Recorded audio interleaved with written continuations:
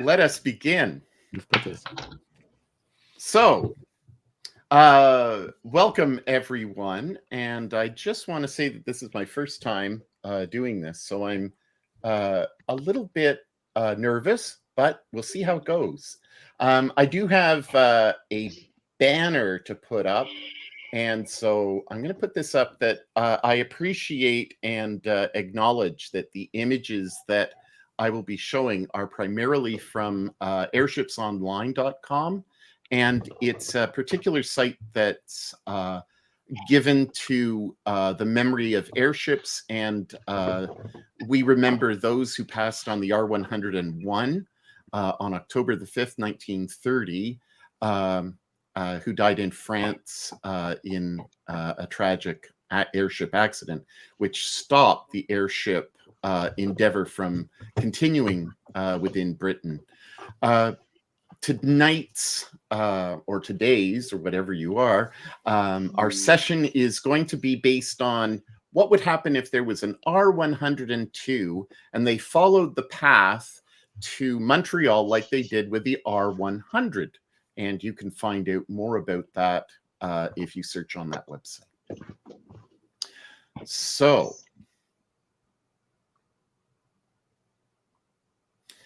you find yourself at the bottom of the gantry of the of this wonderful spot. Where you've all said to yourselves, we need to respond to a call to go to Montreal to meet up with a bunch of other Thursday's children. And so you have assembled, you all are relatively familiar with each other. Barney Ross is a boxer, and actually quite a famous boxer. Emilio has a bit of a secret that will be revealed possibly on the ship as to who he is. But he is a very gallant person and an Italian. So he is on this ship as well. We also have Hannes, who is a researcher, a writer of a book, and is also a Thursday's child, as is Freydis. And Freydis is enormously pregnant, very tall, a very thick Icelandic accent, and looks tough as nails. She is about to burst. Probably 8 months, 7 months, 8 months pregnant, if you can guess. But she holds herself very well, and she almost towers over everybody else in the group with her height. The gantry goes up, and as you look, you see so many people around you. There's just, you'd think between 50 people are all over the place. And you haven't had a chance to kind of recognize anybody. You've got your little bags, and there's a security kind of duo to make sure that you're not bringing in more than you're supposed to, because airships are very much based on weight. And you hear an argument in the background from some of what you can only assume are workers on the ship. And they are saying, look, I don't know what they were thinking, but they've brought this absolutely ridiculous amount of weight. I don't, have you informed the captain? And the other person you hear says, yeah, I've cleared it with Schweinsteiger, and he's fine with it. And so these two British lads continue discussing weight and stuff, and you go through, and everybody seems to go through without any issue. They look at Freydis, and she's quite imposing, and she has 2 bags. And they look at her and they question her. And what does she say? What do you want to see in my bag? You have 2 bags. Everybody has been told that you can only travel with 1 bag. Oh, but I am 2 people. Yes. Let me check. Yes, that's all in order. You're Mrs. What does it say here? You're Mrs. Teitler Soderberg. Is that correct? That is correct. Is your husband accompanying you? No, he is not. Oh, okay. Well, enjoy your flight. And they usher you on and you get on. Now, as you're just going, and you can see in the picture that there's a few people kind of getting into the airship from the front, and Barney Ross hears a familiar voice behind him, and it's the sound of a friend. And Barney looks around, and all of a sudden he sees his old friend Jacob. And Jacob is right there, and he's Barney, I got a ticket. I got a ticket. I'm able to go. I don't have to take the steamship. That's great. That's great. Great, mate. Let's be going then. Well, look, the boss wanted us both to get prepared for this Babe Ruth fight that you're gonna have. So it's a month away, and I just thought that I'd be with you and just give you that support. You know how the Babe is, right? Shouldn't be a problem. Okay. Great. So, so you know this person as a fellow soldier in the war, and Jacob Ruby is a good friend of yours, of course, and you also have spent a lot of time in Chicago, and you call him Jack.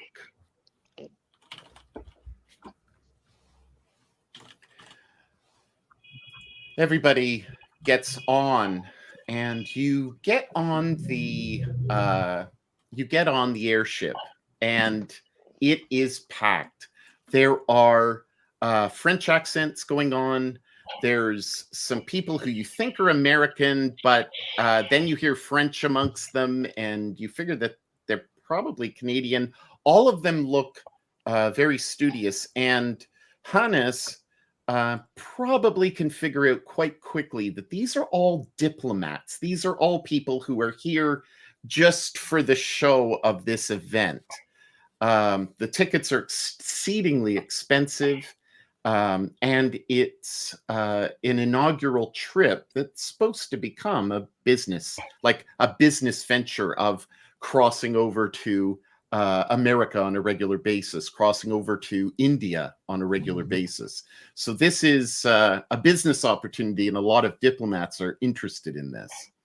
As everybody crams in, you see a couple go in, and you see some actresses. Some maybe perhaps you've seen on the stage or on screen in silent movies. There's 4 of them, and they're very attractive, and they're giggling and coming up and all excited. And there's a couple of there's just a whole whackload of people that you're almost overwhelmed. The first place that you find yourself going is here. And you are looking out of the observation deck. There's one on either side of the ship, and everybody is kind of starting to gather around and look around, and it's sort of looks like this. Obviously, you're not in this area, but you're, this is looking from, if you were behind, this is like looking in. Okay. I'll just put everybody to the scene. Yeah. So, you get on board, and everybody starts to look out as the bell goes and the whistle goes, and all of a sudden you're floating up. You're shown to your various rooms after the initial event happens, and you're out starting to fly on this almost it's just bizarrely quiet, other than the hum of the engines, which there are 4. You're heading out, and as you get settled in, everybody is assigned a spot. So I want you to know a couple of things. So this is where your rooms are. Okay. So I'm going to show you downstairs first. And Keep hopping on the map. Yeah. So do you want me to move the players into the same map you're showing? No. I've got them all where I want them to be. So right here, you'll see that there's a stairway going up. So you went from here, right? And you went up. So somehow or other we bounced back. Oh, that's probably me. Sorry. So you notice that there's a smoking room here. And you're told that along this corridor there will be toilets and showers, and you get up into that area where your rooms are. So you can see that Jack and Barney are here, and that Hannes is bunking with Emilio here.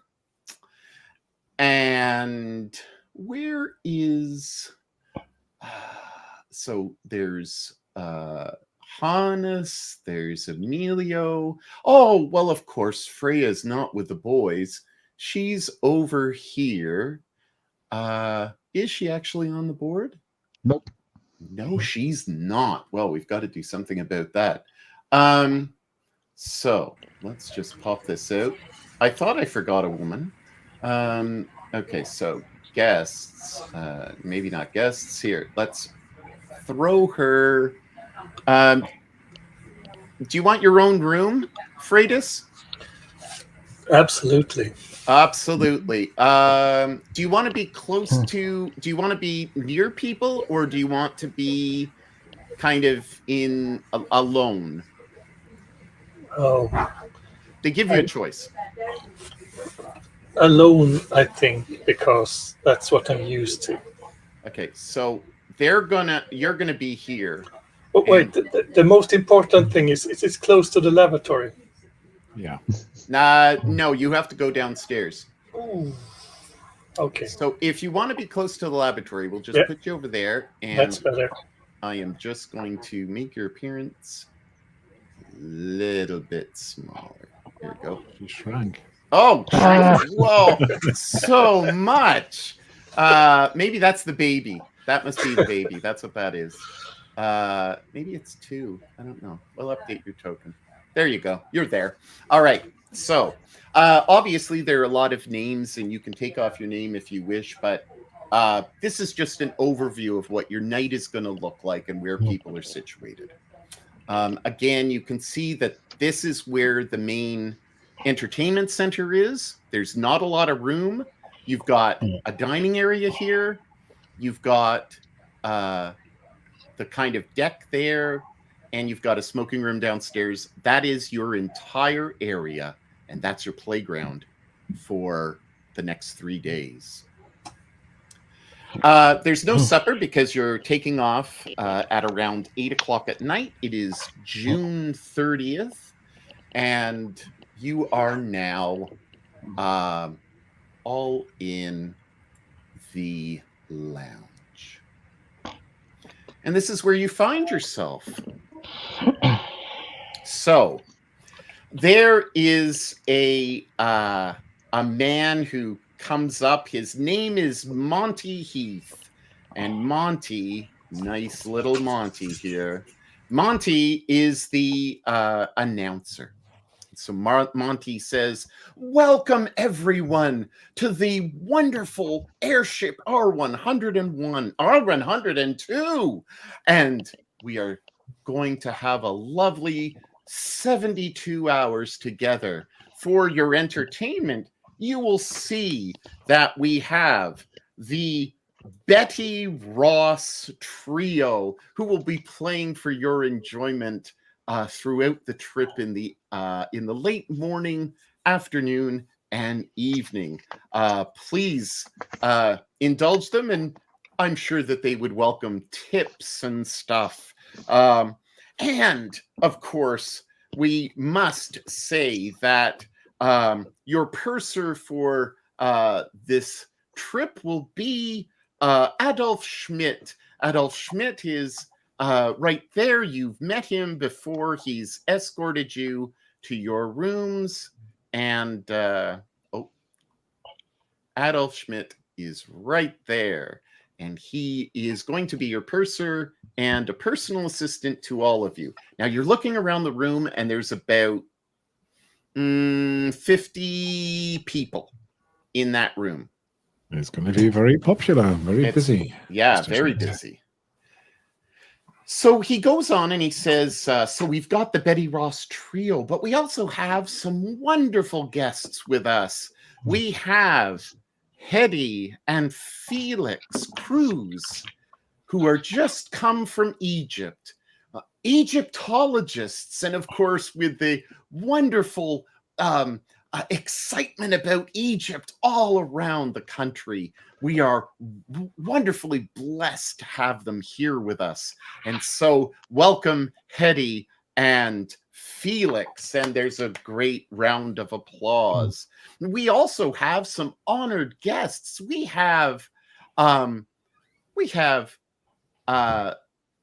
I see we have Barney Ross, the famous boxer. And Barney, you did not know, but today there's a special treat for you, because on the same flight, if you look over there, you can see Roger Bernard. Oh, he got you the last time, didn't he, in that fight? Only knockout I think you've had. You'll have a wonderful time together. And we have some producers. The producers, Max and Dickie. Oh, Max and Dickie are wonderful people, and I'm sure that you'll love to meet them. The Lubitsch brothers are producers from Hollywood and directors. And maybe the ladies here are just going to love them, won't you? And he's just so slimy. And he looks over and he says, I'd like to introduce to everyone our honored guest, Lizzie. And he looks at his notes and he gets all flustered and he's looking around and he says, yes. Lizzie, I should know your last name. And she screams out, Davies. So Lizzie Davies, yes, so sorry. And Ethel Brooks. And of course, the illustrious Nan Wilson and Jane Nesbitt Neville, both all wonderful actresses. And we thank you for joining us on this wonderful trip. Enjoy yourselves. And you see that there's a couple of guards, and they were previously announced as Edward and John. And you also realize that there's a person there, and Hannes recognizes this person, and they kind of wave at you when they're announced. We have the famous photographer and journalist Bertie Reese with us, and Bertie will be the official photographer on your trip. I don't believe I forgot anyone, but of course the diplomats go without saying. We thank you for the French delegation, the Canadian delegation, and of course our own British delegation. Enjoy the evening. Have a wonderful time. Remember, smoking is downstairs. Don't smoke upstairs or boom. And there's some laughs and some nervousness. And he gets off the stage and the Betty Ross trio begins. Ah. At What last, sort of music are they playing? Well, I hope he didn't speak much. And you can move yourselves around to where you want to go. Actually, we are still on the deck. Oh, how As do I you... was saying, did you want me to move them around? Oh, yes, move them around. Sorry, I didn't realize that they had to be moved manually. If you right-click on the scene and you activate it, then everybody gets pulled there. Let me do it quickly. Oh, that's easy. Okay, see? There we go. Ah. That's why Frank's here, and he's got GM control. Assistant today. He's my assistant. So... Yeah, Emilio is looking very, very odd out compared to the people sitting there because they are in their suit and their fancy garment, and he's pulling his sleeves from his shirt, and you can see a snake tattoo from his all over his arms, and his have two piercings, and his twirling mustache. So he's looking very odd compared to the other people all around him. So Monty comes over to you, and Monty whispers in your ear and says, Emilio, would you be willing tomorrow night to put on your act? I know that you've brought your equipment. For sure. That's why I'm here. Ah, wonderful. Thank you so much. And so, don't forget to don't call me Emilio on the stage. You know my stage name. I know your stage name. I didn't want to announce it without asking you first. And so he takes off, and he wanders over to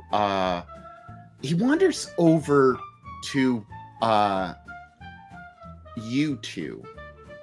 And so I don't know how Barney feels about Roger, but Roger... Barney goes over and obviously holds his hand out to Roger, and we have that typical sort of handshake stroke, crushing each other's hands. Staring at each other. Staring at each other. And really smiley. It's really nice to see you.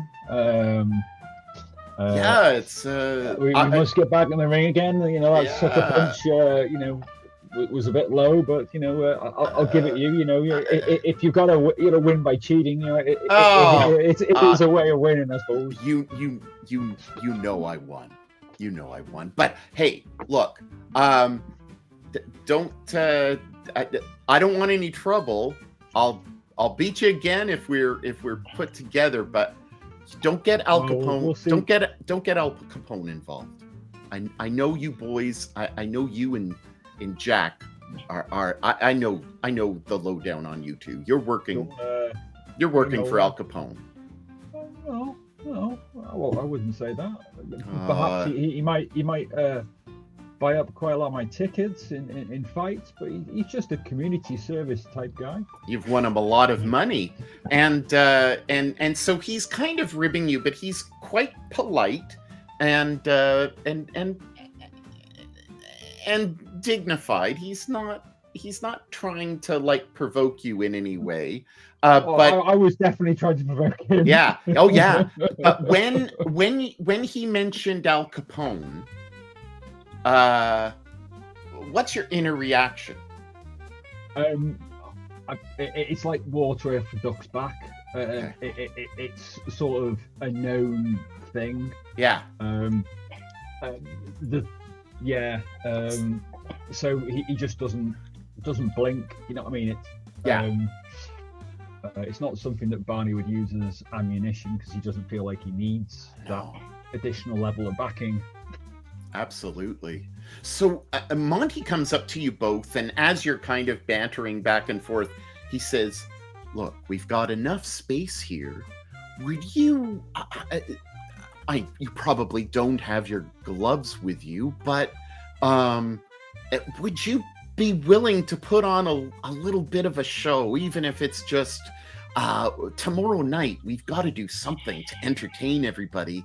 And I know that everyone would just love a private show. Would you both be willing?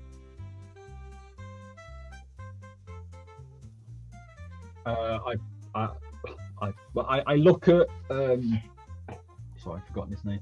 I look at Roger, and sort of I'm sorry, but I have a fight that I'm getting prepared for, and I can't risk any. Oh, problems. Babe, you will knock Babe. Roger says you will knock Babe Ruth out in like 2 rounds. He's nothing. Look. We'll put on a little bit of a show. We'll just, we'll throw some punches. But Okay. I'm up for it if you're up for it. Okay then. Oh, excellent. And so Monty's like, thank you both so much. And I'll make sure that everybody realizes that this is on the lowdown. And so and I'll lean not forward to official. Monty, and I'll just gently, very, very gently lean a finger on his like collarbone, but put a bit of pressure and say, I get 50% cut of any bets made. And literally, it was like, where you put my full strength on his collarbone, and if I press too hard, I'd break it. Oh, Sort of. excellent. So, I am going to.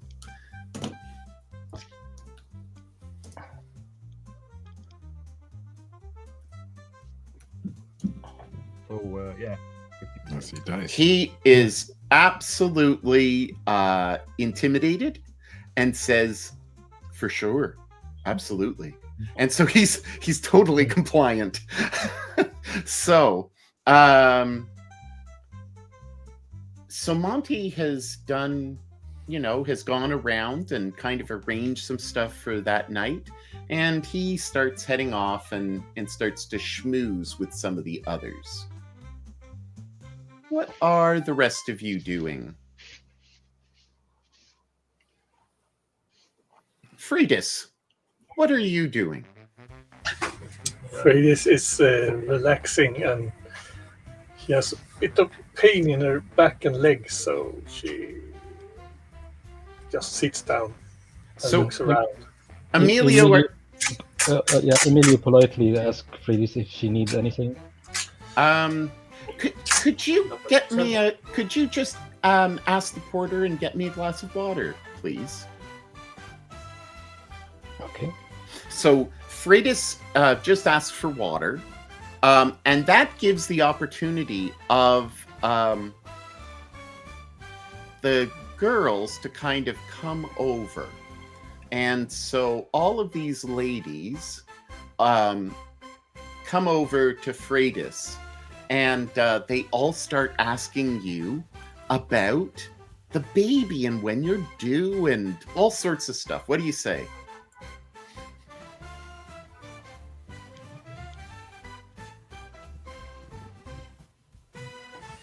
Well, I'm not.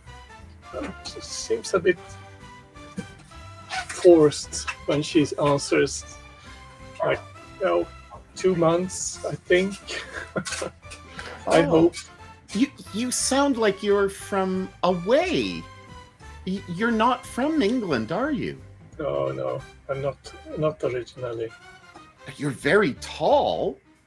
Are you Norwegian? No, I'm from Iceland. Iceland.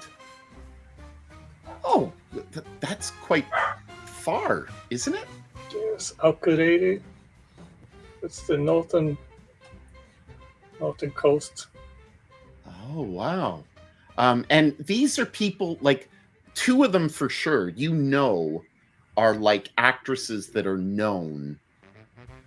Would you know them per se? Probably not. But Okay. she understands that they are famous, and she gets a bit shy, and she just had this ice face. And they're all like, "Can I touch the baby? Can I feel?" And do you let them? Yes, I guess, but with a wrinkle nose. So there's kind of like an exasperation of, oh my gosh, like, I can't believe that they've asked. So they all start, and they're all probably around 18, 19, 20 years old. And they all are like, oh, I think I felt it kicked. And the baby's not kicking at the moment. But they're all like, you know, making up stories, and they're all trying to one-up each other. So I would imagine that Emilio's come back with the water, and the ladies... I'm looking at Freddy's. We know each other for a bit, maybe. So I'm looking at her. Do you want, do you want me to get rid of them? I nod. So what do you say to them? Say, do you want to see a magic tricks, girls? Oh, yes, and they all like nodding their heads. They're all very keen. Yeah, I'm trying to look. No sleeves. I'm trying to just pull roses from my secret pocket. And give it to them just to distract them from Freddy's. Roll. Yeah, for sure. And I will fail miserably on my first act. No. Sleight of hand. This is supposed to be inspiration, right? You can use inspiration, but I think you should use stealth. I think it's stealth. Yeah, I'd use stealth. Okay. It's pick locks, hiding things, card tricks. It even says card tricks. Okay. I have plus. This is considered because I'm using hobo tricks. Because these are considered. Oh yeah, get the bonus. Absolutely. So does the talent add the bonus directly? I don't think so. I think you have to add it.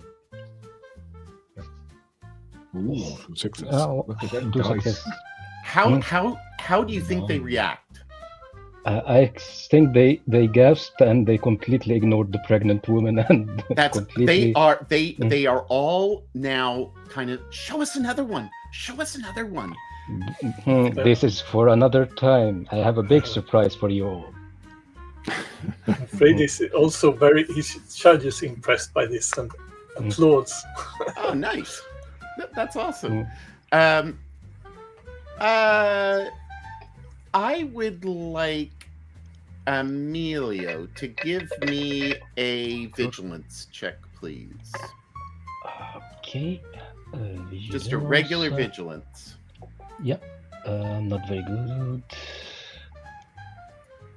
Hey.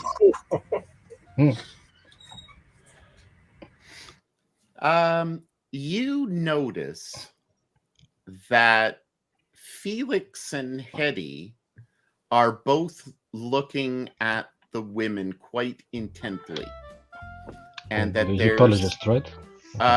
They're the Egyptologists, and they both seem to be paying particular attention to the ladies because you got the extra success.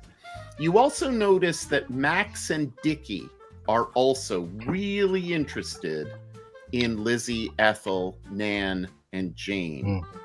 And because you were so good at it, I would say that probably you notice that Felix is looking in the direction of Nan and Jane. Nan and Jane. And we come to Hannes. What are you doing? I'm observing the people around me with my notebook in my hand. And I was just about to rescue Freydis, but then she was rescued already, so I didn't have to do anything. So great. So I could just drink my little, what shall we have? Something like a scotch. Oh, yes. And I look around. Probably And smoke. Who are No, I'm you? not allowed to smoke here. Hang on. Yeah.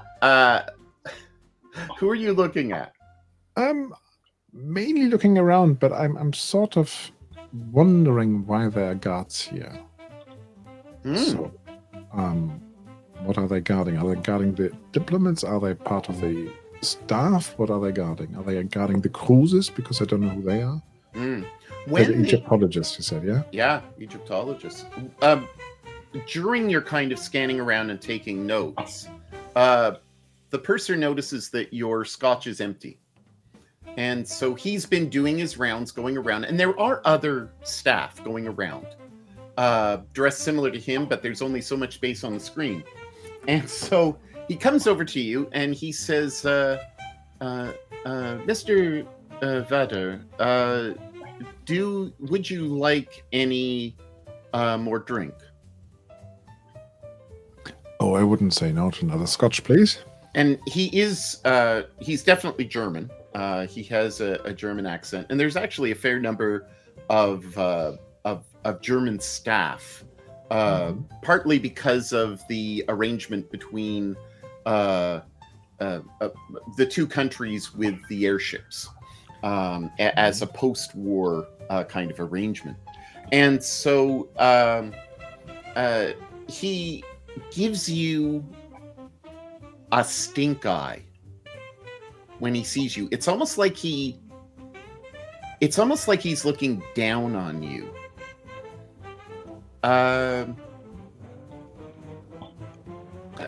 Do you want to question that, or If I might just say, Mr. Schmidt, how long have you been serving aboard this airship?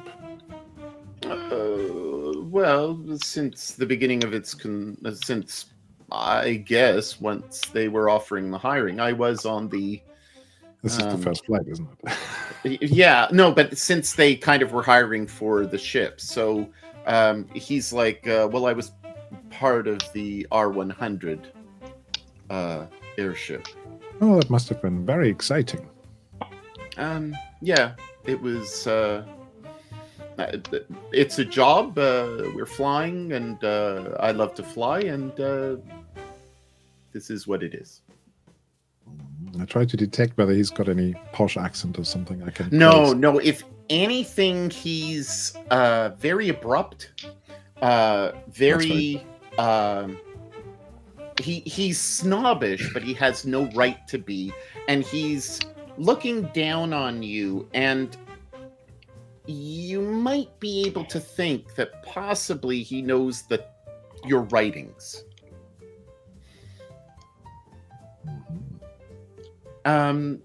He says, let's see what he says. Have you got a roll table worked out for that? Actually, I did something wrong. The skill add the 2 dice directly, so I added 2 extra dice. So yeah, you can punch me later if you wish. Oh, I know what I'm doing wrong. Okay, there we go. I'm sure those 1 or 2 That's sets. okay. That's fine. Yeah, only one of the successes was the extra one. He doesn't kind of pursue the conversation, but he looks at your notebook and he kind of continues to scowl, but he nods at you and he goes off and he gets your drink. And I'll start making a sketch of him in my notebook. Okay. You're quite a revolutionary writer. What type of things do you write about? Social justice. He doesn't seem too keen on your version of social justice. So- I can see this is where we're going. So he goes off, he comes back, he brings you the drink. In the meantime, you're looking and observing. I'd like you to give me 2 groups of people that you're observing, please. I would definitely keep an eye on the cruises. Yep. So can you roll, please, for vigilance at first? Yeah, 1. And now I would like you to roll observation. Okay. Less good. Yeah, definitely less good. So what you observe, but not in the technical way, is you can see that Felix is staring at 2 of the women in particular. Mhm. But not like a fan. He doesn't, and these 2 are the stars of the 4 of them. He's kind of looking at them in possibly a romantic type of way. You're not too So I'm sure. a big fan. Yeah, bigger type of fan than and Appropriate. also Hetty. You can tell that Hetty has the same type of scowl that Adolf has. Disapproving. Disapproving. So she notices that Felix, who I assume is her husband, Mm. Oh is yes. looking at the young girls, and she's going, Yeah, exactly. evils. Exactly. Who's the other group of people that you're looking at? I think I might be looking at Max and Dickie. Yeah. Can you give me a vigilance roll, please? Because the diplomats are just too nondescript. They're too boring. They Yeah. will not make a good story. That's right. Another vigilance. Yes, another vigilance, please. Nope. You just get a sense that they're your typical type of producer people. You've met them before in your business.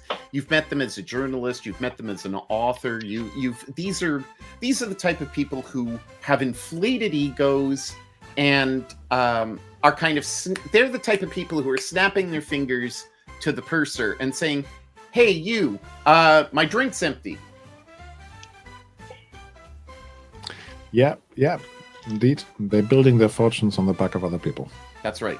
Yeah, absolutely. Okay. It sounds like a new Treacy's. The band is playing, and there's a clarinet, and there's a violin and a bass, and they're just the music is really nice, but there's a lot of noise in this room. It's quite condensed for the amount of people who are here. Barney, Jack is talking to you. Jack Ruby is talking to you, and Jack is like, "Are you gonna fight? Are you gonna fight Roger again?" We'll see how it goes. That guy came over to you, and he seemed to be very, very keen on. He seemed really Exhibition keen. fight. See how it goes. All right. Do you want me to put some money down on you? No, but you could run a book. Oh, yeah, I can do that. All right, so I've got half the proceeds of what is it? Was it Max? Was it? yeah. Whatever This, whatever Monty. Whatever Monty does, I got half his. But there's nothing stopping you Yeah. doing a book as well. Make some money for yourself. All right. Well, thanks. And I'll start going around. Well, I can't do it until he announces it. So, we'll figure it out. Start a rumor and then see what people. Oh, brilliant idea. You've always been the brains. Brains. And so he's chatting with you and stuff. Do you do anything else? Like, Jack is the type of guy who's a hanger-on. Yeah. And he just like the world, the sun and the moon revolve around you. He thinks you are the best thing ever. And so he's tied at the hip to you unless you really try to get away from him. He doesn't know that you have the sight. Yeah, I realised that. I wouldn't be doing anything. I'd just let him wait her on, keeping an eye on the other 3 people that I know here, making sure they're okay. But apart from that, I just want to relax. Okay. Maybe have a glass of wine or a beer or 2, in fact. Yeah. Okay. And that's it, really. Yeah. So that's happening with you. Jack is going to stay around, but he's, he knows when to leave you alone. Freydis, what are you doing? I'm having a conversation with Emilio, if he likes, about when he started learning card tricks, and I really like them. I haven't seen a magician before, almost. This is one of the first times. I was part of a traveling circus. It was several years ago. I was part of a traveling circus. This magic tricks, it's an illusion. It's very quick. But my main specialty is something else. I guess you will be very, very excited to witness it. I have a live show at the evening. You will be very, very excited. But yeah, So you have lived on a traveling circus. That sounds exciting. Romantic. seen. Yeah, you don't have a place to call home, but you see his face completely. He's a very cheerful person, but you see his face a little bit now, not annoyed, but sad. It was family that you call home, but it was good. I liked it, but not anymore, unfortunately. So have you traveled around Europe or just Italy? I was originally from Italy, but my both my parents passed away, and I was adopted by this traveling circus people, and we traveled the US and Canada together. Oh, I see. I'm sorry to hear about your parents. That's life. It gets you in the end, but you had your fun. Yeah, my parents are dead too, so We have something in common then. yes. I have several parents that are dead, but you seem his face completely. Yeah, it's completely changed. I feel a little bit bad about making him sad. Yeah, no problem. It's I will maybe I feel comfortable talking to you, but maybe later, not now. I don't want to ruin the moment, but yeah, let's talk later. And I don't want to intrude, but where is the father? Oh, he's taking care of his business. He has lots of boats, fishing boats. Oh, nice. One thing that I like to go out to sea once. I never went into a boat into the sea. I always saw the sea from outside, but I never rode a boat. Only once when I was a child, but I can't remember it now, to be honest. So, both of you know that you're Thursday's children. Yeah. And you both know that you have the site, but nobody's really talked about it with each other.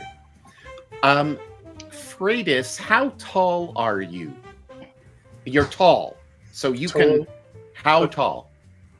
I guess something 185 centimeters, maybe. Because that's like 6'2". Yeah. Okay, so about that's 6'2". okay. So she is massive, and you can tell by her build, not by her baby, but by her build, that she has known work. Emilio, how tall are you? He's not very tall. He's maybe 175 or something. Is that One, like 5'9", 5'8"? Okay, so she towers over yeah, you. she's towering over him. Okay. So I just so Yeah, and continue if he's you wish. and he's thin muscular. You know the build of the thin muscular. He's not very what it's called built, but he's thin, but you can see, but he's thin compared to her. So he's a little bit short and a little bit less built than her. He's wiry. Yeah. Gymnast body. Oh. Oh, That wasn't Monty. okay. So yeah, it seems that you seem a little bit, sorry to say it, wealthy from what you're wearing, but I guess you've seen some odds. Well, yes, I just married to this fishing empire man, so I'm rich, I guess. But my parents weren't rich. We had a little fleet of boats in Akureyri, fishing boats. Yeah, good, because I don't feel comfortable around these people here in the. They're all fake rich, and I sense you're a good person. That's why I like sitting with you. Oh, thank you. The same. I'm not very good at socializing with other rich people. Yeah. On the contrary, for me, I strive on them. They are very gullible. They can fool on any tricks. But yeah, I don't know what's waiting us in the Thursday's children's meeting. This is the first big meeting that I attend. I don't know what to expect, to be honest. Yeah, me too. So, Yep. the night is on. It's a beautiful starry night. There are people gathered, looking out and oohing and awing. Felix has come over to the actresses, and he's introduced himself, and they're all talking about Egypt and what was it like and how was it. And Hetty initially is there, but she moves off and she's talking to Roger and Max and Dickie. And so the Lubitsch brothers are talking with her. The boxer is talking with her.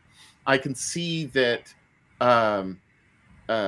Hannes is still kind of looking at everybody. The purser is wandering around. He goes to you, Freitas, and he says, "Are you? Would you like anything else? Do you need any assistance? There are some women staff downstairs, and if you need anything, I can have them help you if you wish." Thank you. I think I manage, but maybe something, some bites to eat. Maybe I'm feeling a bit peckish. It's a little late, but I'm sure that I can rustle something up for you. Just rest here, and I'll go and try to fetch you something. Do you feel like anything in particular? You can wait downstairs in the smoking room, and I'm sure that I can take something to you if you want to smoke. Maybe I can go down for a smoke. Okay, so I'll bring you whatever I can rustle up. A sandwich, would that be okay? Sandwich is perfect. Wonderful. Well, we have cucumber sandwiches that I think are prepared. I'll go down. Thank you. I'll meet you downstairs. And so he goes off, and he's kind of gone and doing his thing. Anyone else? What would you? Barney, what are you up to? Just listening to Jack witter away about a variety of different things, most probably reminiscing about what happened in the war or something along those lines. As Just letting it wash over me. As and he's just relaxing. He's wearing you down, and you feel like you're in the 10th round, and so I would imagine that your mind is kind of wandering. Yeah, it's literally just I've done that, just I've zoned out and Same I'm just stories, staring at nothing. Same stories all the time, and you're looking out, and you see this kind of group in front of you. The diplomats all seem to have gone down to smoke, and the room is kind of cleared out. The band seems to have gone now. But there's still a lot of people mingling, as you can see. Felix is talking to the girls, and they're showing their hands, and he's looking, and he seems to be looking particularly at one person's hand. Can you give me a vigilance roll, please? We're going with your best skills. Yeah, hit me if you've got the stats. Right, vigilance. This is going to go well. And Hannes, you're next up for a vigilance check. You look at them, and Barney, what do you see? 4 pretty gals. 4 pretty girls, and so you're looking at the 4 pretty girls, and your mind is wandering. Jack is in your ear, and you're like, there are 4 pretty girls, and I have to put up with Jack for the whole entire trip. And I would imagine that you probably thought that he could never afford this trip, and that this is one of the reasons why you were taking this trip, was to get away from him. Possibly. Just have a bit of peace and quiet. So I'm just sort of like off in my head going, how did he afford it? How could he be afforded it? Yes, you are. And that's a good question. You won the bet. So, Hannes, I was hoping that he'd go off, and I was hoping he was going off and basically doing the book, which is what I was trying to get him to go and do, sort of thing. It didn't work. Right, you wanted me to roll something, did you? Yes, please. Vigilance? Vigilance, yeah. Yeah. To take the 5 and the 1 and combine them after 2 seconds. Emilio, as Bertie, the photographer, he's been taking photos all over the place. Bertie comes over to Hannes, and he's going to start striking up a conversation with you. But Emilio, you're very close to the girls, and Freda seems to be in her own thoughts and waiting for this sandwich. And actually, Freda, have you gone downstairs already? Yeah, I was going to accompany her. Yep, I can. I'm slowly getting up. Yeah. And I was going to say, if I see her starting to get up, I would have rushed over and offered her some help. But that birdie, now all of a sudden he's been taking photos of the ship, and now he comes over. He says, "How are you, old friend? It's great to see you." So he's intercepting me, is he? Yeah. Yeah, and not intentionally. Just kind of, he's got his work done on taking pictures of the captain, taking pictures of the deck, taking pictures sorry, I'll be right back, okay? Sorry. Yeah. So, what do you, I would just say, Bertie, it is really good to see you. I was just going to accompany this young lady downstairs to the smoking deck. Would you like to come along? We can chat there. Absolutely. Yes, indeed. And so, Bertie heads out, and you head out, and Freitas heads out, and you help her up and bring her Now down. I know Freitas. Yeah, we know each other. Yes, you do. You It's don't not know that each I'm other costing her or something. not super well, but all of you trust each other. Yeah. I thought, Freitas, you may want to have some company on the way down. Yes, thank you. So, I grab his arm. Which is offered. great. So, we're going to say that Hetty is gone. Max and Dickie. Before you leave, Hannes, since Emilio is just getting back, can you roll once again on vigilance? Just called my favorite. Oh, very sorry, guys. No Okay. problem. Normal life? Yeah. Yeah, this one is better. Yeah. Max and Dickie are definitely. It looks as if they're scheming to intercept the ladies and to. I think with your vigilance roll, you can just see that they're eyeing them like potential moneymakers. That's the way of the world. Yeah. So they go by. They have a little word in Jane's ear, and then they head out. Roger heads out. And before we get to Emilio, Barney, are you going to leave? Are you going to go to the smoking room? What are you going to do? I'm if it's winding down, and about what time is it? About midnight? Oh, yes. Yeah, I'm gonna. Well, Jack, I'm gonna hit the head, hit the head, and hit the bed. And, well, we're in the same room, so I might as well go to bed with you. Yeah. Okay. Yep. Lucky you. Yeah. So you're and just I'll, go down you are to the loo and then go to bed. You are so stuck with this guy. All right. So, and for those of you who are watching at home, this is all true that Jack Ruby was Barney Ross's close army friend, and it's the same Jack Ruby that you know and love from JFK. So, and Barney Ross did have a fight in July of 31 with Babe Ruth. So, I beat him. But Babe Ruth is a baseballer, isn't he? No, yeah, no, he was a boxer too. Boxer? So, It was a boxer. It was a different Babe Ruth. Okay, so this Babe Ruth was not allowed to bring a baseball bat to the fight. so He'd have still lost. All right.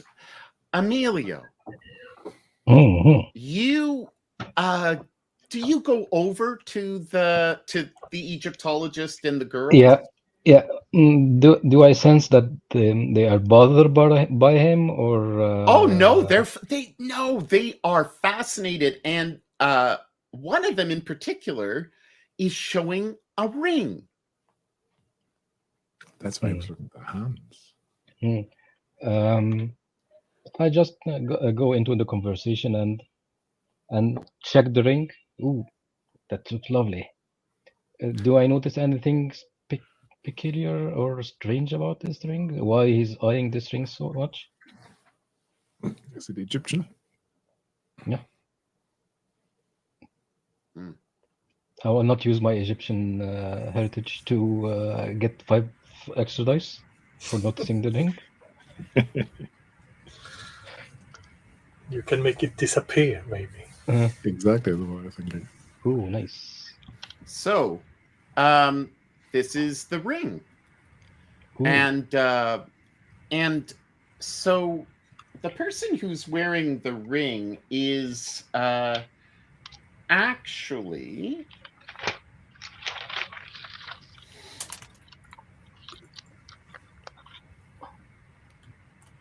it's you're gonna see that she puts her hand down, and it's Nan.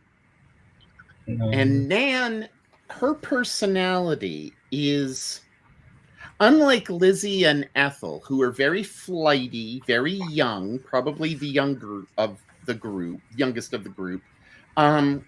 They're very flirtatious, and you knew that they were really particularly interested in the pregnancy of Freitas. But where Nan is a known stage star, Nan is like the girl next door. And Nan has put out her hand, and she says, I got this in Camden Town, and there were some sellers there. I know it's not original, but doesn't it look authentic? And all of them are looking, and they all have like rings that are Egyptian-esque, but not. And Jane is saying, why did you get that? How did you get that? And she said, well, there was a seller and selling the ring. It was wonderful. And Felix is saying, well, my dear, if I may call you Miss Wilson, or Ms. Wilson, sorry. I'm so old. And he looks and he says, it's quite a good replica, I must say. And Jane is very, she's a star, and she knows she's a star.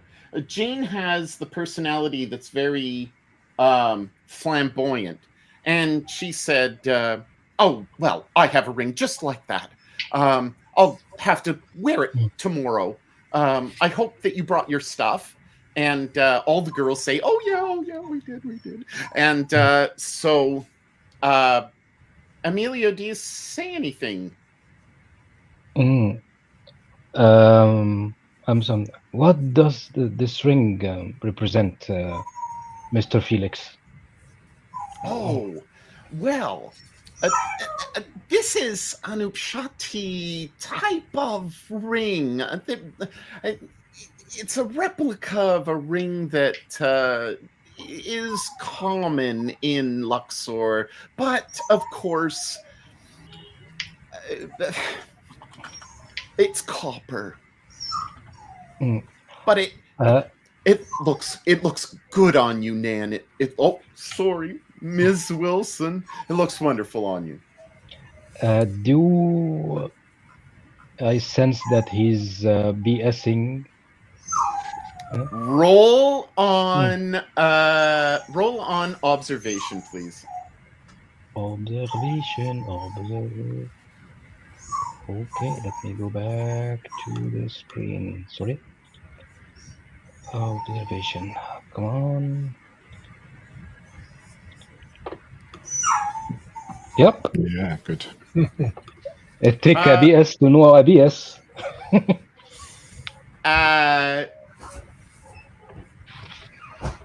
There's, that something else is going on. And you see him, because I'm going to just assume that the observation is clear. You're right in front of them. He's looking at Jane as he's talking to Nan. You also notice that he is bullshitting, but he's bullshitting in a way that is it's convincing, but there's an element of lie to it. But there's also an element of some aspect of truth, but you can't quite place it. Yeah, that's one I'm keeping. I'm telling her, this is a lovely ring. Don't lose it. Keep it safe. It's look lovely on you. Oh, well, thank you so much for saying so. You're such a gentleman. We This should. is the first time somebody told me that. Oh, no, you're wonderful. And Felix looks at you and says, I see you're in the performance arts as well. You have that stature, am I correct? Sorry. Well, look at the way that you're sitting and standing. You're a performer of some sort. Are you in the movies? Maybe if the girls let me or give me a Oh, and job. they all laugh, and he laughs, Mm. and everybody laughs, and the scene closes. Cool. So we go downstairs, and I'm just going to show you what a corridor looks like. So these are the stairs that go down to the smoking room. As you can see, the smoking room is right here, and there's a group of people in the smoking room. Mhm. And so now you find yourself in the smoking room. And the only person who is not there is, well, there are some people who are not there. So for some reason it does that, and I don't know why. Roger is not there. The girls are not going to be there. Freitas is there. Your Hannes is there, and Barney is not there. Emilio, are you going down for a smoke? No, Emilio doesn't smoke. He's getting. I guess he's getting to sleep because tomorrow is maybe his big day. So yeah, so he need a good night's sleep. Okay, so here you find yourselves. There was a big ruckus as people were going upstairs, and it's very cramped space. Like when people are going upstairs, everybody has to wait, and and people are going to the washroom, so they're going up and down the stairs. But it stinks, and it's super hazy. It's ridiculous. And if my assistant could provide me with fog, that would be greatly appreciated. Fog. I think In the room. In the room. Let me see what I can do. Let's see. So, Freitas, he comes down and he brings you. You light up and you're smoking, and because in the 20s, and this was healthy. So don't do this at home, kids.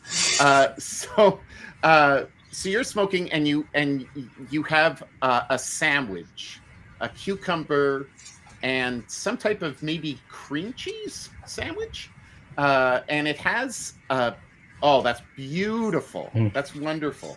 Thank you. And so everybody's like, this is, it's wonderful for her. She's impacted by probably something like a 15 by 8 foot room, where about 20 to 30 people in the past hour or two have been smoking.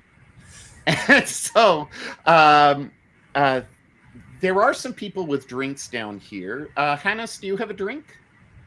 No, I probably didn't bring one. What are you smoking?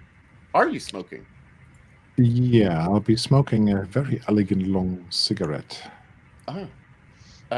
And Freitas? She is a beginner smoker because she had been told that elegant ladies smoke. So she has a very elaborate case. It's silver with engravings, and she fiddles with it and tries to, make it look stylish, but fails.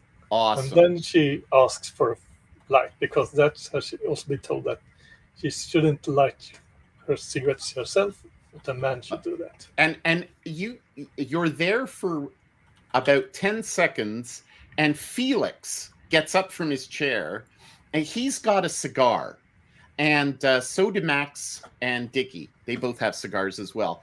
And he comes over and he says, "Allow me." And he strikes the match very flamboyantly, almost as if it should go out, but it doesn't. And he extends it out, and you puff away, and it's lit. And he nods and says, "My lady, I do hope that that the baby doesn't come soon. We wouldn't want any more excitement on this trip."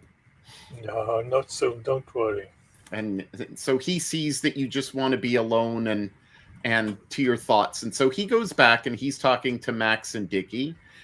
Seems as if they're talking about some type of Egyptology film possibilities. And that's both Bertie and Hannes hear this. So it's very quiet, relatively quiet in the room now. And so it's just the 5 of you, or 6 of you in this room. Hannes, and what are you saying to Bertie? What am I saying to Bertie? So how did you get this gig? Must be very exciting for you. Being at the right place at the right time by putting my foot in the door as they shut it. As they shut it. Well, you always were good at that, weren't you? Well, it's the only way to be a journalist. Indeed, indeed. What do you make of this Felix Kruse guy? Well, if you ask me, this guy over here, he's slimy. And he looks over, and he just he wants to make sure that he's not hearing. So we're going to see if he actually is hearing. So what are we at? Oh, I'm dibbling that up.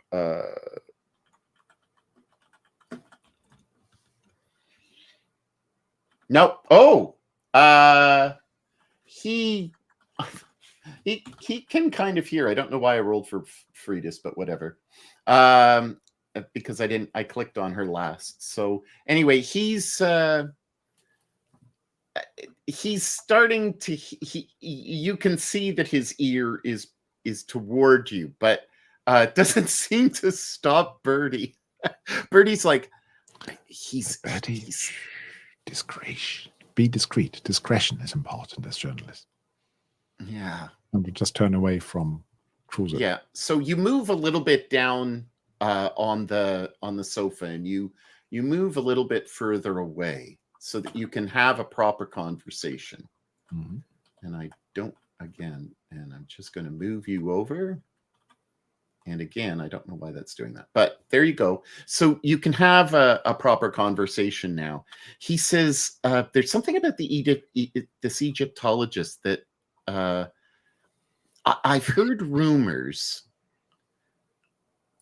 that him and his wife brought on board much more stuff than they were supposed to. And a long rectangular box. Absolutely. I heard them complaining downstairs, so I went to investigate. I asked them to look around the ship. And so as I was taking pictures, I did go through the rooms of the crew, and there's actually a surprising amount of them, to be honest.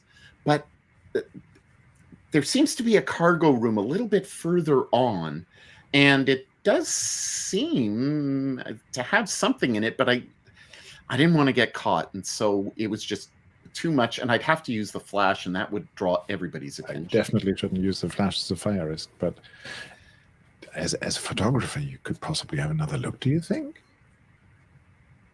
You have access to the crew area, right? I'm not that bold.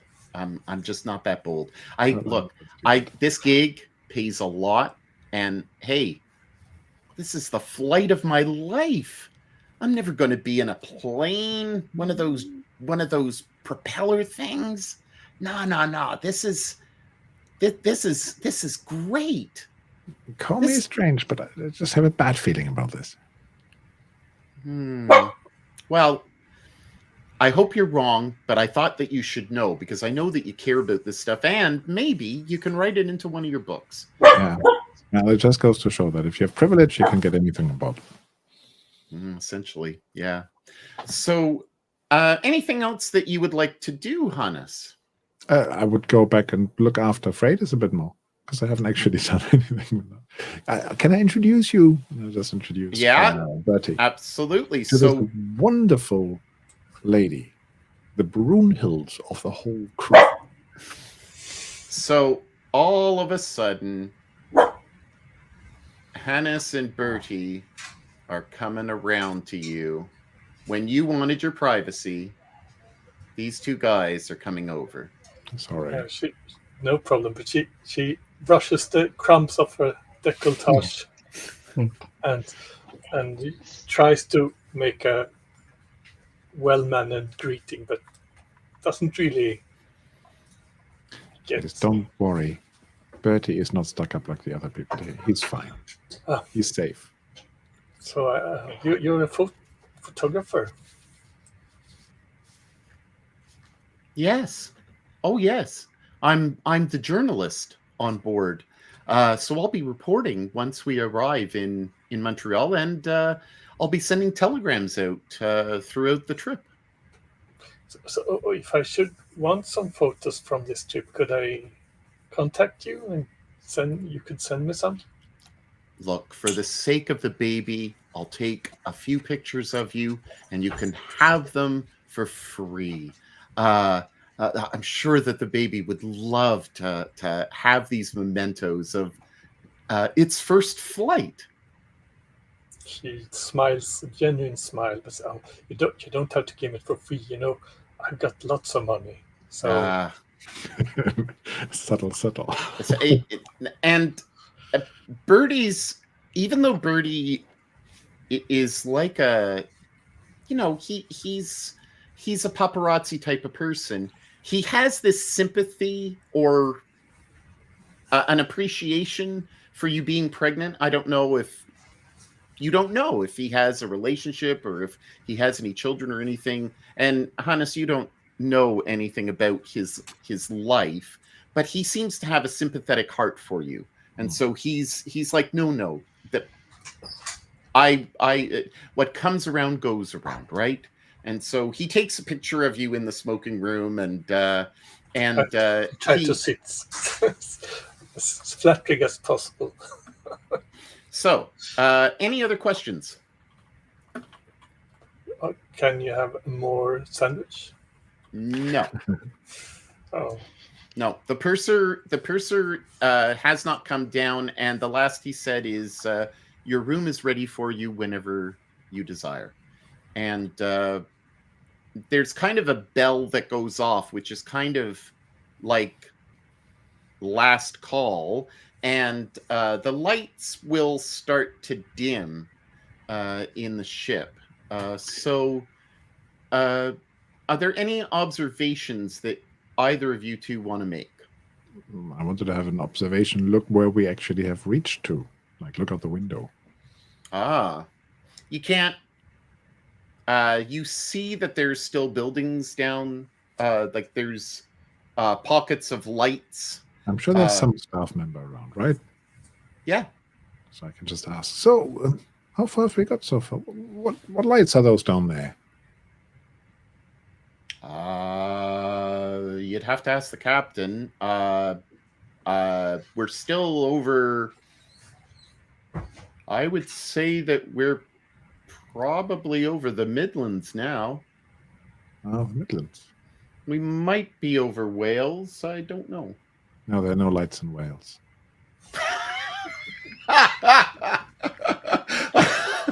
Somebody's going to have a fight. All right. So, I was just wondering whether we're flying above our house, because Cardington, if we left from Cardington, is about 10 miles that way. Oh, you passed that a long time ago. You passed that a long time ago. So, it's nighttime, and you go to your rooms. And so,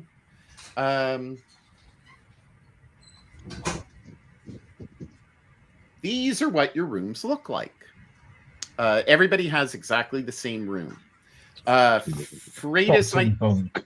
I'll just move you. Hang on. okay, bottom bunk, Barney. You've already called the bottom bunk. Because if he can snores, I'll kick him awake.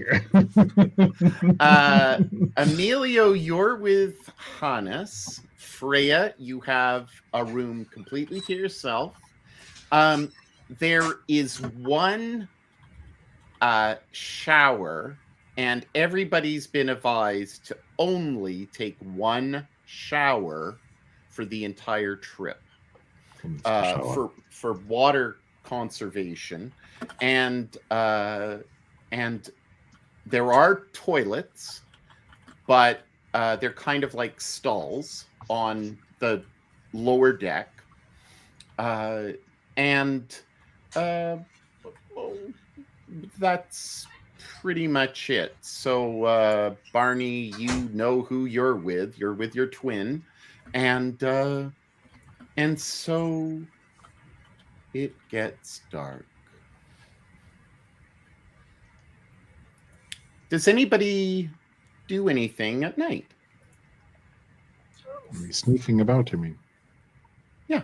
Does anybody sneak? Does everybody? I would imagine that Freitas, you're pretty tired.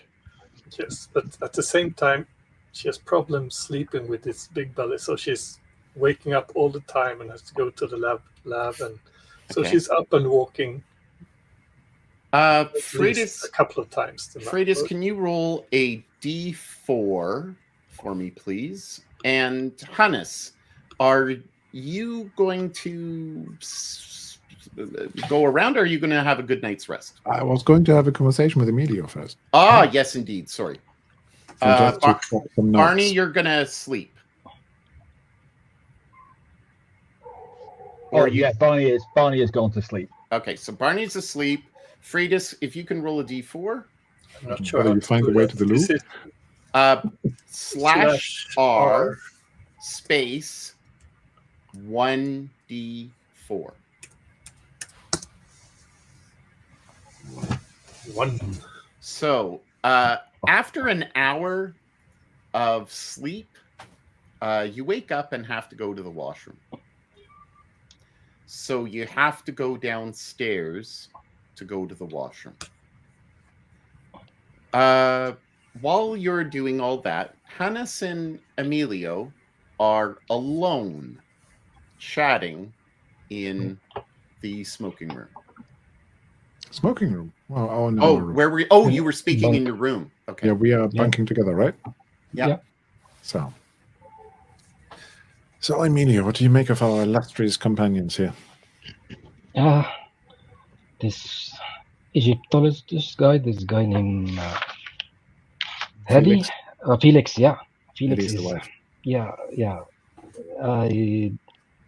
He's very slimy. I don't. He's a bit lecherous, like the way he's just drooling over those young women. Yeah, he was looking very funny to this person, to this actress called Jane.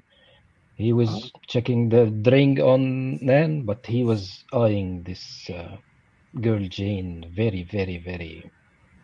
I didn't feel confident, to be honest. You know what I wanted- my friend Bertie told me? What? He said that the cruises brought on some big box.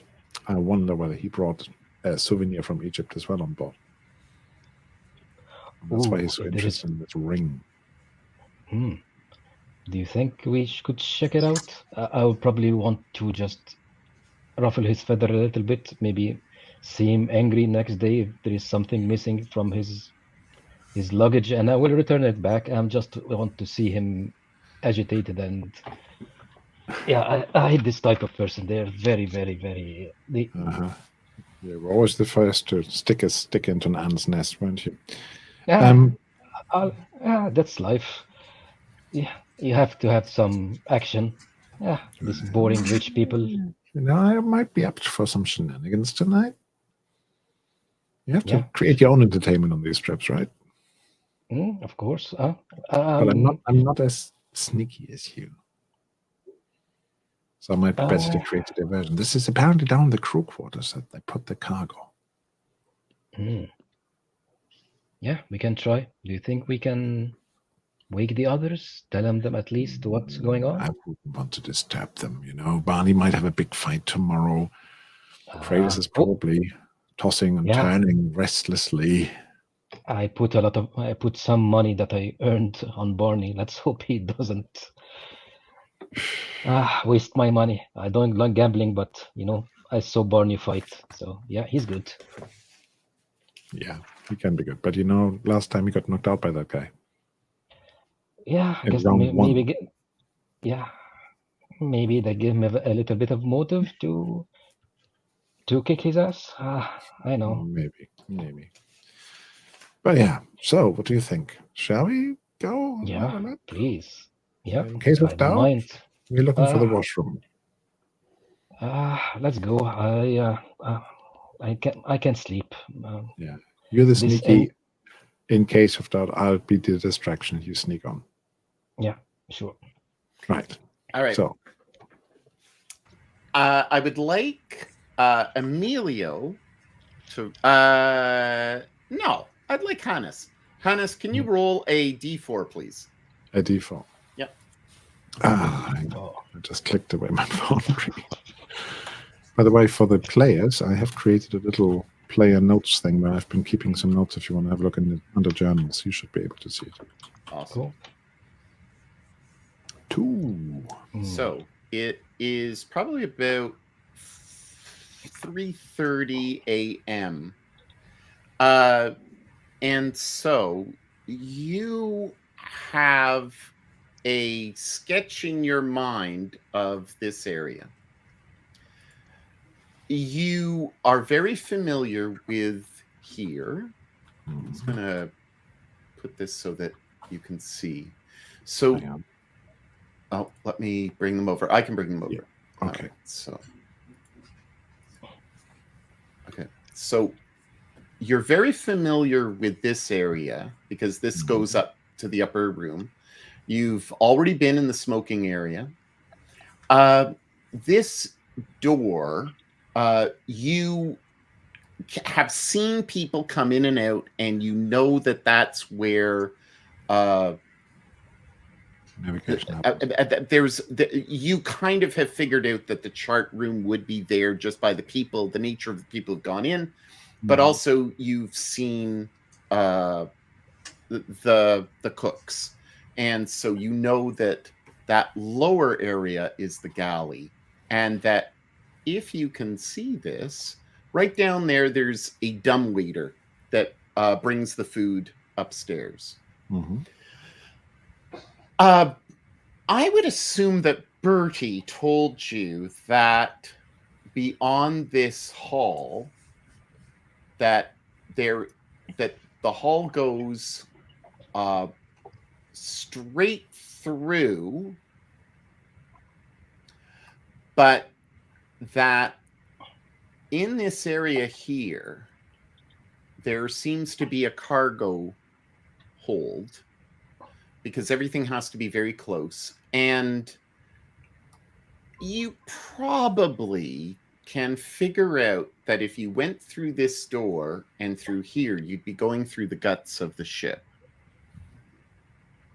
Yeah. The way in would be this way to through the crew quarters. Through the crew quarters. There must be, look, there's a gangway back there. There must be a way of getting through that end of the corridor.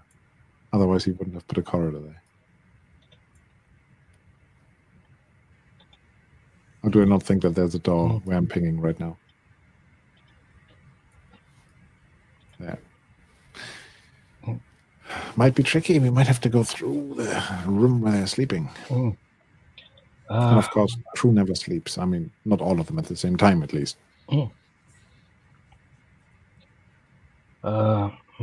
I guess the one who is staying in that room will be sleeping, and I guess they will be in deep sleep because they work very hard, you know, and then they earn the sleep. So we can try. Okay, yeah. So I would like Emilio, as Hannes suggested, to go first with the stealth roll. Sure. And if you can try to sneak, I want to see how well you sneak. And Sure. Hannes, I'm going to say that you're assisting him. Okay, but Yeah. sneak as well or something else? Sure. You might want to do vigilance, depending on. Yeah, I'll do vigilance. Okay. I'm better at keeping watch and Okay. distracting people if necessary. Mm-hmm. Okay. I will roll my stealth, but I will not use my skill. So that would be my assist, depending how you want to play these rules. I don't think my skill will be suitable here, right? For which? The hobo tricks, because No. there is no No. rich person inside. No. So I don't know how to do it. Maybe I add -2 bonus to the roll. The assist gives you +1, doesn't it? The skill give me +2. Oh, I know. So yeah, and it automatically added to the roll. So I have to add -2 bonus to the dice to remove it. Yeah. Okay. Yeah. So it will be 5 rolls instead. Mm-hmm. Oh, you may want to push that. Yeah, I will probably push it, and I will take exhausted. Yeah. Push those rolls. I will get frightened. Frightened. Sorry. Okay, so Yeah. you're a little bit nervous. You're getting a little bit frightened. But you make your way around. And between the two of you, with the vigilant success and with the stealth success, you both are able to creep down the hallway and get yourself past the hallway. Freitas has already gone to the bathroom and she's gone back upstairs because the roll was to see what time if you would intercept each other, but you didn't. So she's gone back upstairs. She may want to go back down later on, but at the moment you've gone through, you've made your way this way, you've gone into this area, and as Hannes predicted, there is a wall right here. There don't seem to be any locks. You Is it open door up. or wall? Sorry. It's a door. Okay, well, that's an invitation to open it, isn't it? So you open it up. It's not locked. It's not Then locked. it's not. Then it's not That's right. restricted. D&D player would listen at the door first. Yeah. Yeah. So would the sneaky. I'm going to say that your vigilance counts. So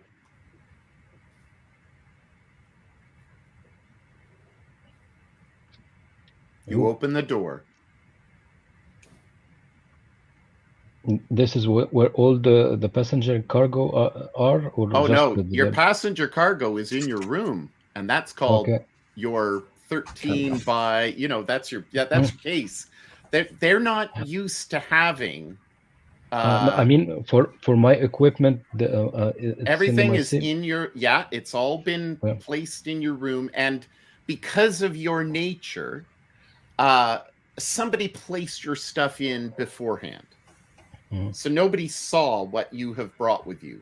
But everybody else, like regular travelers, have gone on with their bags. There's no security. Nobody's there looking in anybody's bags. But one case is all you get. There's no storage. There's no kind of, this is it. And so you go in, and this is the closest thing to storage on an airship that you're going to get. They'll have supplies. They have to keep our whiskey somewhere. Oh, they've got supplies, but this is definitely a place where they're keeping something that is It's not unusual. supposed to. Yeah. Oh, so what is it? And I'm going to say that there's a door on this side, and this is the door that you came through. Oh, we're now in another area here. So you came through. This where I'm pinging now is going toward the back of the ship. Hmm.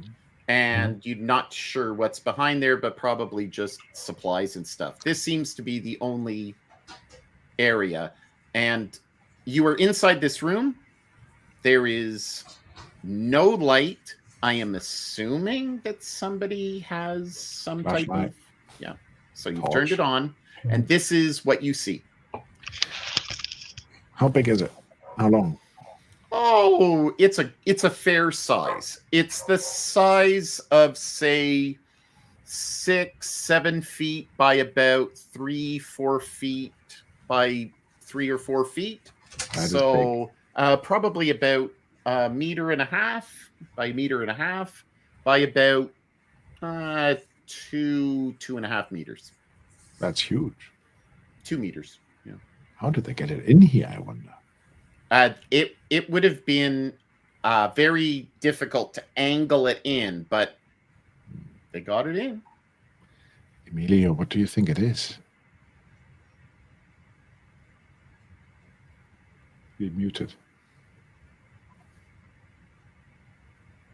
No clue. You wish to have the honor? I'll have a look. Is it nailed shut? It is. You know this. Any markings on it? It said, There are no markings. Actually,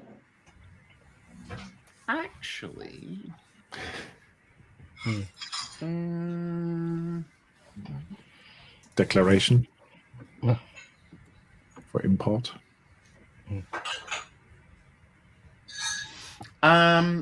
there's nothing that's obvious, but there's a small tag that says, oh, okay. There's a small tag that says cruise. okay. Property of cruise. Cruiser. So the name. Yeah. As luck would have it, my starter equipment had a crowbar in it. Did you bring your crowbar downstairs? Don't know. We were going to get up Roll to a mischief. roll a d6. Roll a d6. This is what I do with my kids. Roll a probably- d6. Just one d6. If you get a 1, you do not have it. I'm on the German keyboard. Sorry, that's why the slash Uh, didn't come up. is there some sort of lock, or it's a nail shot that Nailed. needs a crowbar? I got It's a 6, not a 1. So you know what? I'm going to give this to you because you had suspicion that there might be a box. So because Barney, or not Barney, but Bertie said that, so I'm going to say that the 6 is worth it. Good. So I I put it out of my Yeah. back pocket You open it up. and say, "Shall we? Uh, Shall we? Shall we?" Do you think it's wise? Well, you I wanted thought it. to. I thought it was. Oh, yeah, I've yeah. opened it, Immediately. apparently. Yeah. Carefully, so we can put the lid back on if I can. Yeah, you will be able to put the lid back on. Right. And then we have a What? cut to the others. What? What is that? It's something wrapped. It's in cloth. It looks like, I don't know, a dried up husk of. You don't think it's that, do you? You move what appears to be a cloth, and there's definitely a sarcophagus there. Full adult size.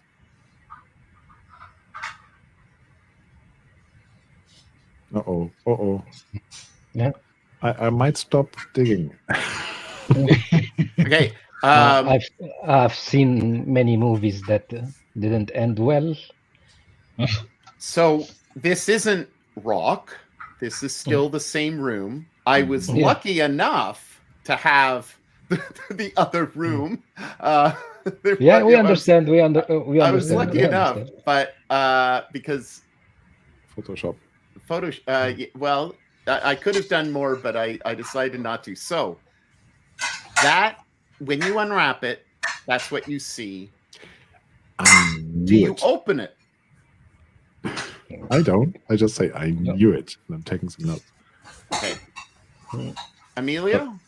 Yeah, I've seen a couple of silent movies, horror, that opening this yeah. will unleash some sort. So he's Absolutely. And Joseph Karloff.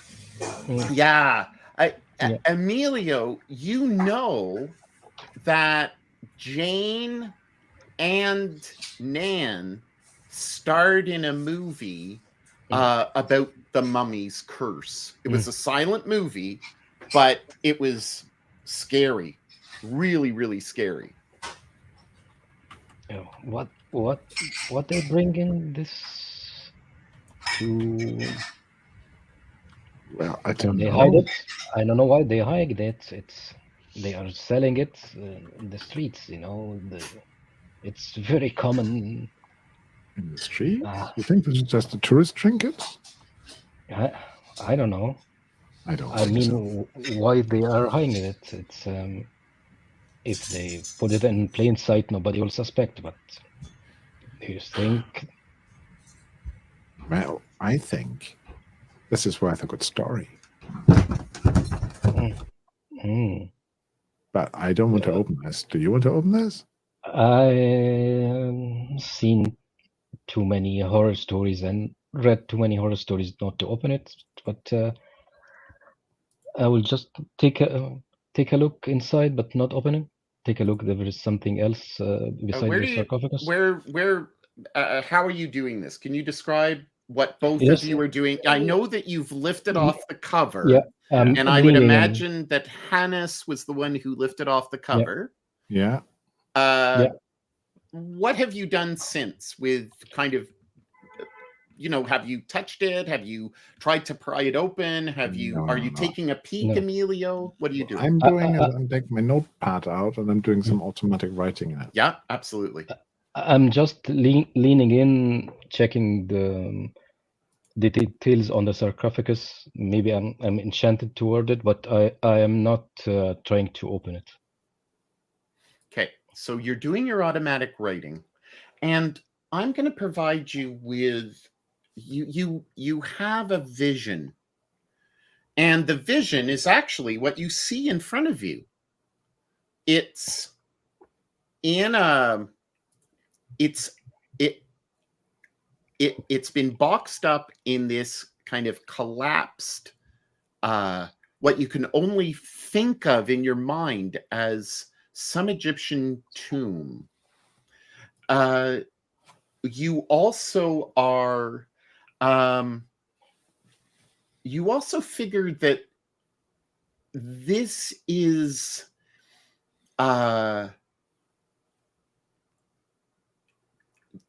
this is special, but you can't really place why it matters. You feel compelled to put your hand on it. Just to touch it, to feel, you want to feel the texture of it. And you have inside of you this feeling of giddiness, almost like a child opening up a present, at Christmas time and getting that orange or that sweet treat that you don't normally get. You want to reach out and touch it. He can hear my voice. I'm saying he's in his trance right now. I'm saying, Hannes, and he's just writing. He's not really looking up. Do you touch it? Do you stop writing and do you touch it? You're automatic writing, and you're writing this down. Okay. And as you're writing, he's talking to you. Emilio's asking you questions, and as you're writing, you write down ring. You write down the word ring. Mm-hmm. Okay. I'm leaning it to see what he's writing. Yeah. You can't understand it because he's writing in shorthand. Okay.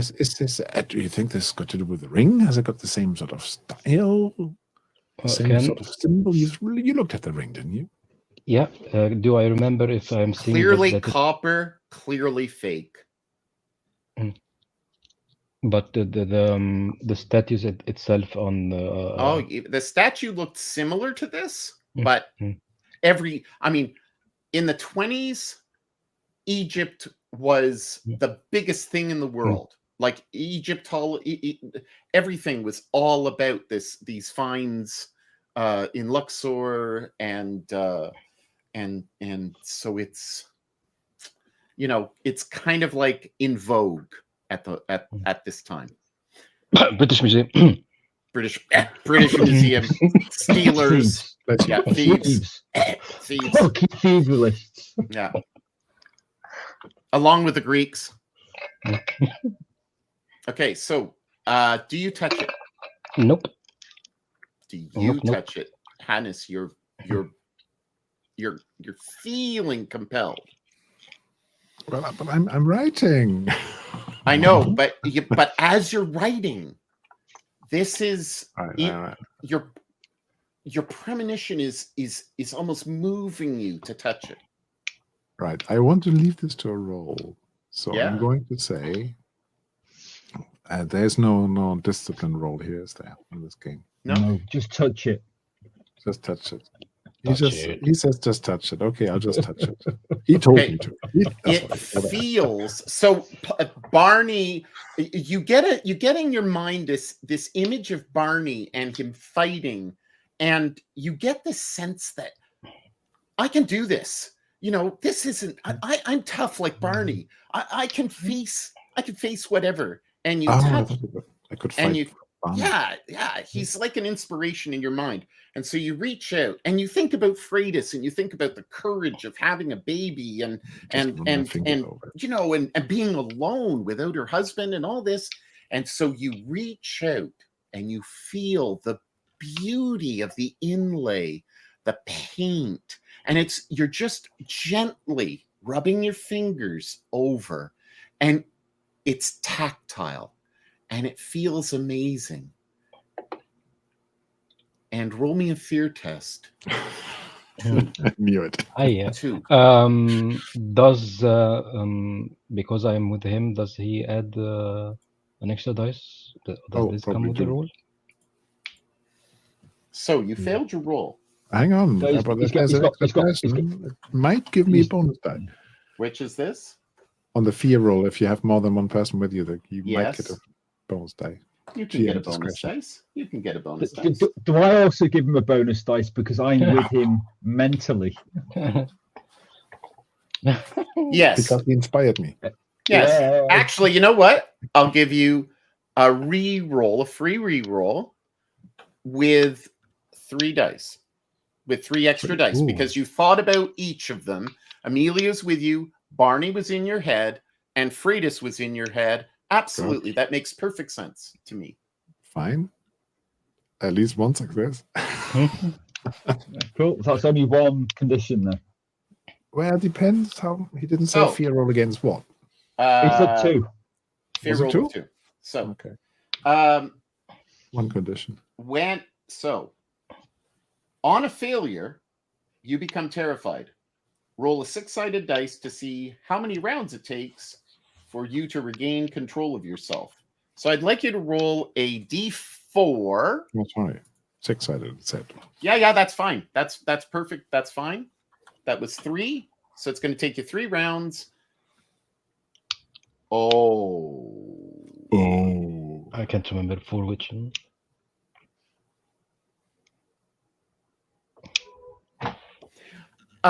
Can you please hit Emilio in the face? Make a force roll. Make a force roll, please. You don't have a lot of fear from me there. Mhm. Emilio, you take 1 condition. Yeah. Physical. I'm wounded. My nose. Yeah. What? Yeah, he smashed you hard, and then my beautiful nose. I have a performance tomorrow, Hannes. What the hell? You're. Can you please roll a 6-sided dice, please? Yeah. On a success, you don't have a bleeding nose. No, it's the one. It's bleeding. It's bleeding. He's definitely hurt your nose. So, how do you respond?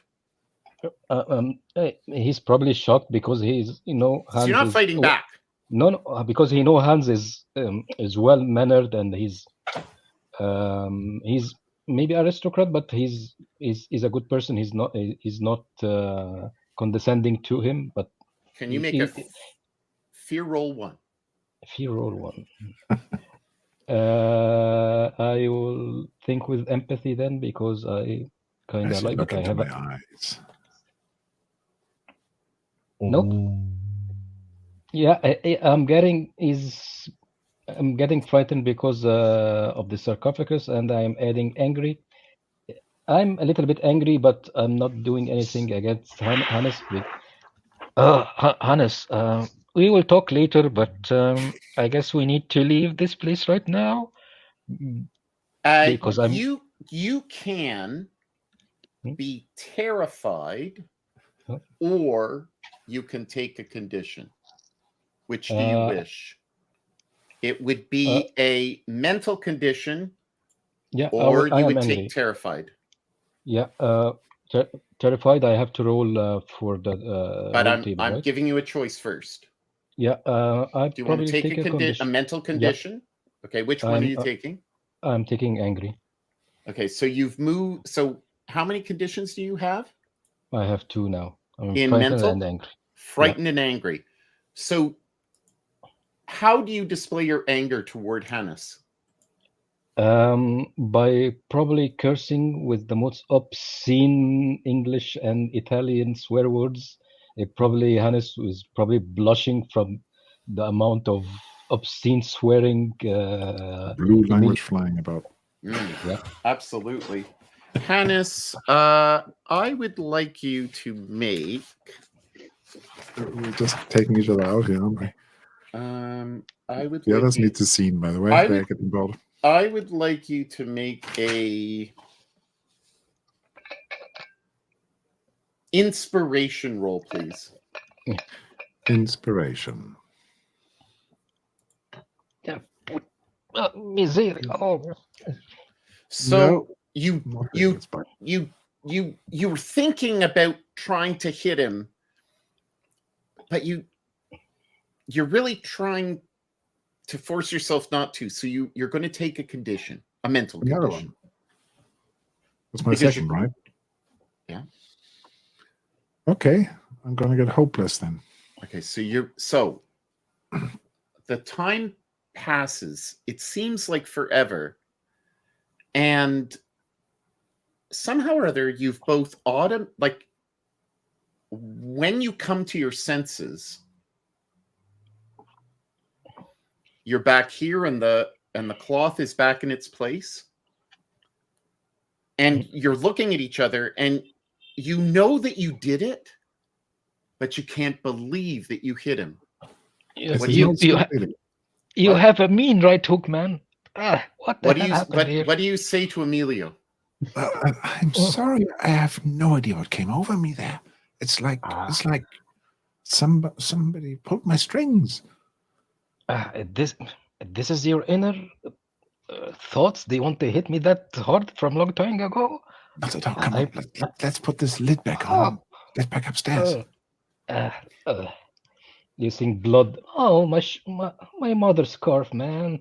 So you put the lid back on, and you head upstairs, and you're back in your room, and you go to sleep. And that's probably before he leave, they just smack you on the head. Don't do that again. I'll give you a free pass. I'm giving you a free pass this time, but I'm that's so a lot sorry. of blood. Yeah, have a drink. You don't drink. 2 drinks then, not 1. Okay, double from a hip flask. So you Freitas does go back to sleep, and she has disturbing dreams, just like Barney does. Both of you dream that you're trapped inside a room that's kind of rock, and you feel like you're suffocating. It's a very weird feeling.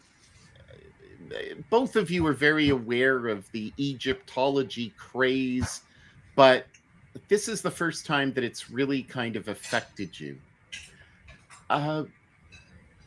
And so everyone else goes to sleep, and in the morning, you do get your full rest.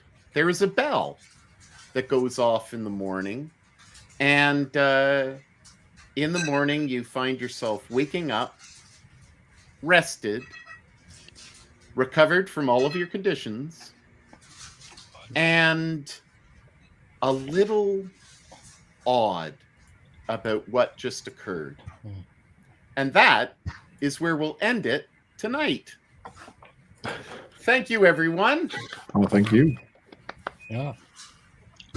Thank you. So,